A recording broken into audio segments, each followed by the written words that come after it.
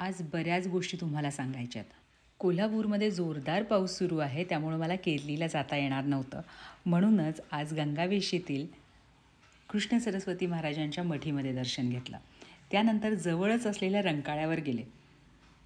खूप दिवस झालं पाणी बघायची इच्छा होती. पाणी वाढलं आहे असं ऐकलं होतं. काय मस्त वातावरण होतं सकाळी रंकाळ्यावर. नेहमी लोकांनी गजबजलेला रंकाळा आज शांत वाटत होता. खूप भारी वाटलं. पुन्हा जाताना भाजी घेण्यासाठी गंगावेशीतल्या मार्केटमध्ये गेले, पण अजून भाजी आली नव्हती. मग काय शिंगोशी मार्केटला गेले आणि भाजी घेतली.